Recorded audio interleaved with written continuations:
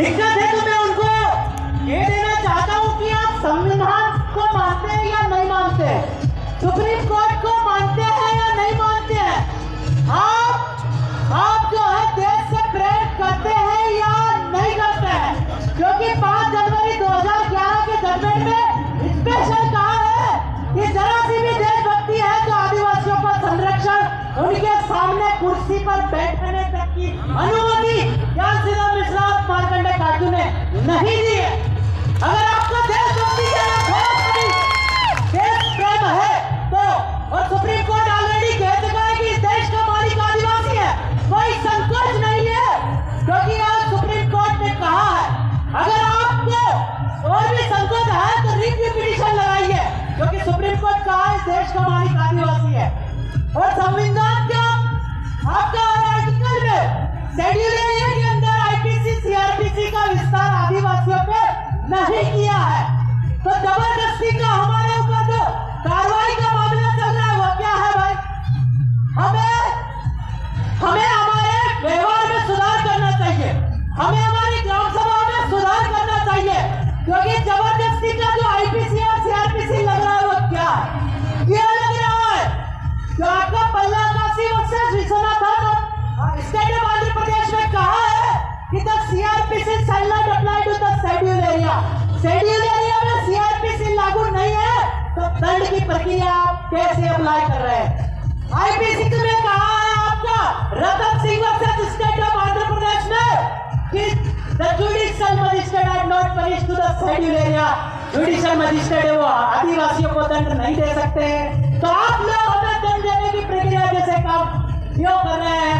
उसके लिए हमें अपने आप में सुधार करना चाहिए। ये जो अभी रतलाम का वापस से निवेश आया है, ये अभी 300 हेक्टेयर वाला, क्या आपका सभी जिंदा नहीं है? क्या आपका इंसानियत मर गई है? क्या आदिवासियों की जमीन से आपको बेदखल किया जा रहा है? आपके मुंह से चूम तक नहीं निकल रहा है, क्यों? आदिवासियों से बेदखली के आदेश धार में निकले, खंडवा में निकले, बुरहानपुर में निकले, आपका झाबुआ में निकले, आपका कटनी उमरिया में 124 गांव, छिंदवाड़ा में 350 गांव, मतलब मिलाओ तो 1.5 करोड़ आदिवासियों को सीधा मारने का षड्यंत्र है। तो आप लोग जितने जनसेवा करते हैं, जितने सर्विसेज में है, जितने लोग नेता है, जितने लोग विद्यार्थी है, हम ये मानते हैं कि हमारे आंदोलन की सबसे बड़ी कमजोरी छात्र, नेता और अधिकारी। क्योंकि छात्र ये डरता है कि मुझ पर एफआईआर हो जाएगी, अधिकारी ये सोच के डरता है कि मुझे नौकरी से निकाल दिया जाएगा, और नेता ये सोचता है कि मेरे घर टिकट नहीं मिलेगा। ये जो सोच है आपको निकालनी चाहिए। क्योंकि अनुच्छेद 19 में ये कहा है कि बोलने की आजादी है, लिखने की आजादी है, संघ बनाने, सम्मेलन बनाने की आजादी है, घेरों के लिए, आदिवासियों के लिए स्पेशल है। तो ये सब आजादी है। क्या नौकरी लगते वक्त आपने वोट भरा था? क्या मेरे समाज के कोई पूछेगा तो मैं क्यों नहीं बोलूंगा? मेरे समाज को नंगा करके घुमाऊंगा तो मैं नहीं बोलूंगा। अगर इस देश में आपका जो सबसे ज्यादा परसेंटेज में कोई है तो वो आदिवासी है। अगर 5% आदिवासी भी सरकार को इस्तीफा मारते हैं तो सरकार हिल जाएगी। हमें क्यों हम लोग करते हैं ये हमें समझना चाहिए कि आप छात्र लोग, कि आपका गांव ही नहीं रहेगा तो आप लोग पढ़ाई करके क्या करेंगे? आपका गांव ही नहीं रहेगा तो किस बात के आदिवासी आप? बहुत सारे भाई लोग, दादा लोग, आदरणीय सम्मानी भाई, सब लोग रतलाम में सबके घर बने हैं, हमारे लोग यहाँ रहते हैं। पर मैं कह देना चाहता हूँ आप रतलाम के मालिक नहीं हो सकते, आप रतलाम के आसानी है। क्योंकि रतलाम में हमारा गांव, मेरा गांव लाड़ी सादा है, तो खराड़ी में वहां का पटेल हूँ, वहां का मालिक हूँ, क्योंकि मेरी परंपरा जिंदा है वहां। पर अगर आप रतलाम में रहोगे तो वहां के शरणार्थी, वहां के असामी कहलाओगे। इसलिए गांव यूनिट को मजबूत करना होगा। अगर गांव नहीं होगा तो आप आदिवासी नहीं हो सकते, क्योंकि आपके कॉन्स्टिट्यूशन में, आपके संविधान में आदिवासियों की गांव पारंपरिक के लिए एक भी शब्द नहीं है। मुस्लिमों की तलाक की व्यवस्था है, हिंदुओं की तलाक की व्यवस्था है, आपके क्रिश्चियनों की तलाक की व्यवस्था है। क्या आदिवासियों की तलाक की व्यवस्था आपके संविधान या किसी एक्ट में है? अगर भाई बन जाता है तो भाभी को देवर रखा होगा या नहीं होगा, इस बात का जो फैसला है वो गांव में होता है, आपके शहर में नहीं। आप तारीख एक तलाक लेने के लिए तारीख पे तारीख घूमते रहते हो और हमारे भील भाई एक लकड़ी टूटवा के जो है तलाक करवा देते हैं। तो ये हमारी परंपरा का विनाश शहरीकरण से हुआ। शहर चालू कहां से होता है आप ये सोचिए। ये जो थाई लोग है, विदेशी सुप्रीम कोर्ट ने बोला है, थाई लोग है, रेशम मार्ग जो चाइना से आता है, सिल्क रूट वाले, काली टोपी जिसके तन पे धोती और पगड़ी है वो आदिवासी है, बाकी सब विदेशी है। ये जो काली टोपी गैंग है, आदरणीय मुस्लिम समाज की भी काली टोपी, it belongs to the army. Thai लोग हैं, उनकी भी काली टोपी, वो बिलोंग थाईलैंड से करते हैं। आपका जो अंग्रेज कौन है वो भी इंग्लैंड से बिलोंग करता है। मतलब कि सबकी काली टोपी है। हिंदू मुस्लिम सिख ईसाई आपस में है भाई भाई, ये एक ही काली टोपी वाले है। हमारे पगड़ी वाला, हमारे धोती वाला ही इस देश का असली मूलमालिक और आदिवासी है, क्योंकि हमारे बाप दादा ने कभी टोपी नहीं पहनी। तो ये लोग जो है, ये लोग आपका सिल्क रूट होते हुए आए, कहाँ सिल्क रूट होते हुए थाईलैंड में आए, अंग्रेज के साथ घोड़े गधों के साथ व्यापार करते थे। आप लोगों ने स्टडी किया होगा।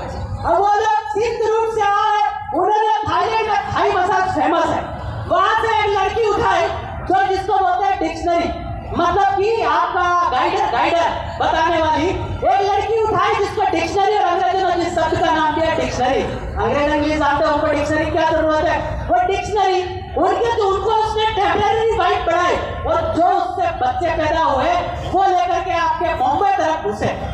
बॉम्बे में आपका जो एक शहर का निर्माण किया, क्यों किया इस पे भी हम आप चर्चा करेंगे। इसलिए किया कि गांव वाले लोग उनको बेशर्म करते थे कि अंग्रेजों की नाजायज औलाद।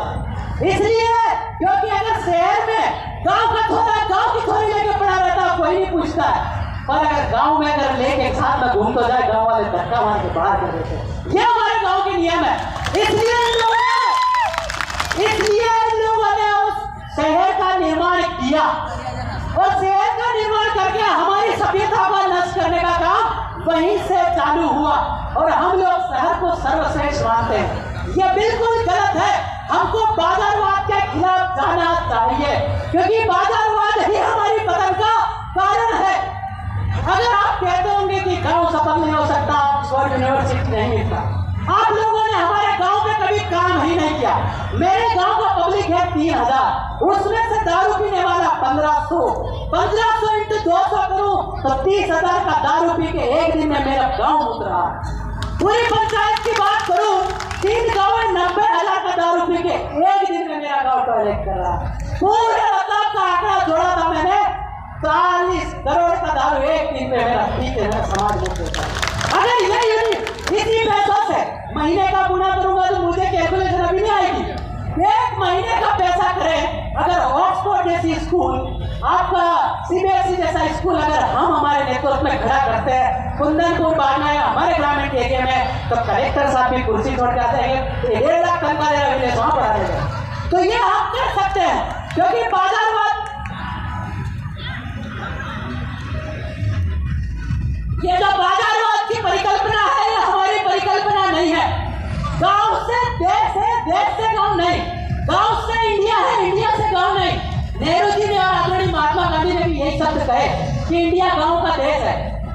और तो और नेहरू जी तो अपनी किताब में ये भी कह गए कि मेरा देश तो थाईलैंड है।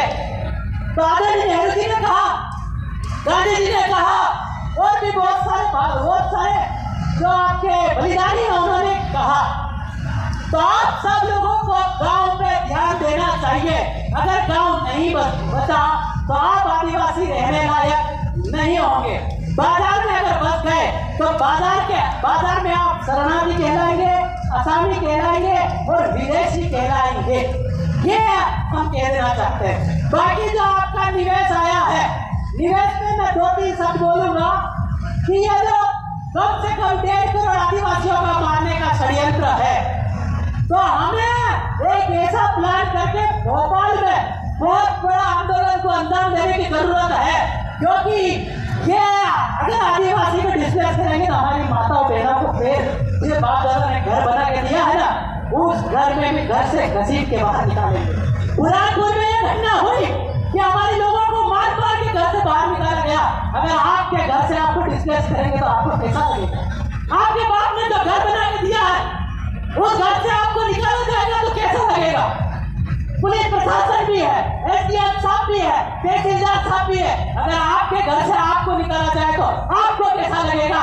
ये सोच के देखिए, क्योंकि आदिवासियों को मारने का षड्यंत्र है।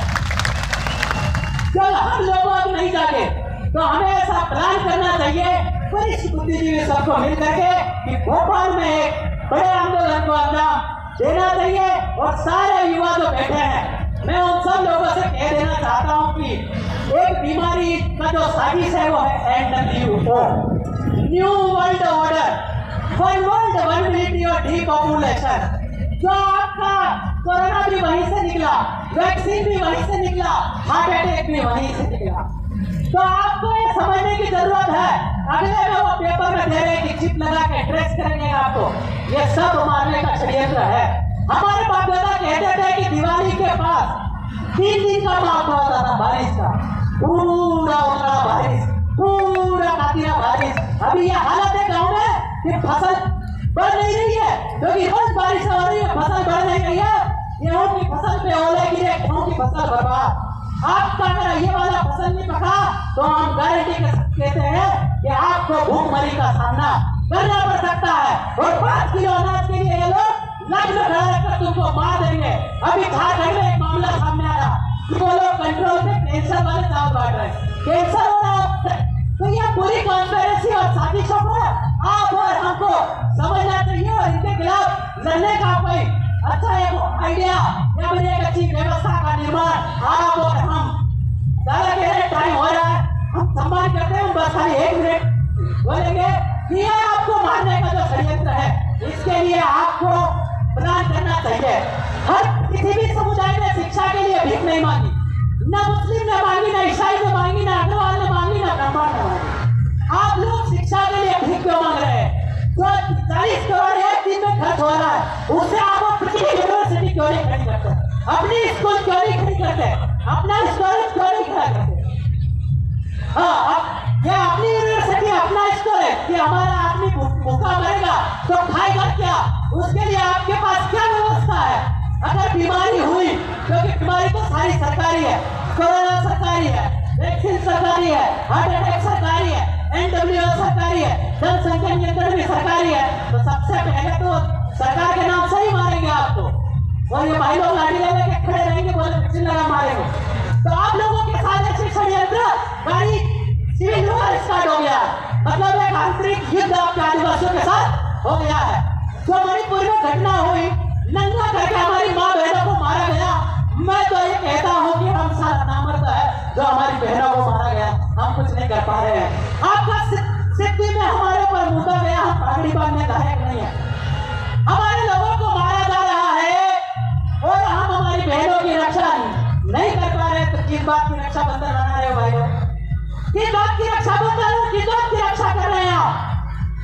आपकी IPC क्या कर रही है? आपकी CRPC क्या कर रही है? सिद्धि में आदिवासी में मुद्दे वालों पे आप रासू का लगा रहे हो, 3 महीने में बिना बेल के रासू वाला छूट जाएगा। क्या व्यवस्था है आपके पास? क्या उसको फांसी होना चाहिए? क्या आपके पास उसको फांसी देने का कोई जरिया है? नहीं है। इसलिए आप सब लोगों को अपनी व्यवस्था जमा लेनी चाहिए कि अगर हमारे साथ ऐसी घटना हुई तो जो आप परिंदे हैं वो जिंदा वापस नहीं लौटना। जो है जय आदिवासी, जय इंटरनेट, जय गोंडवाना, जय कालीगढ़ काली। आप सब लोग अपने गांव को मजबूत करोगे।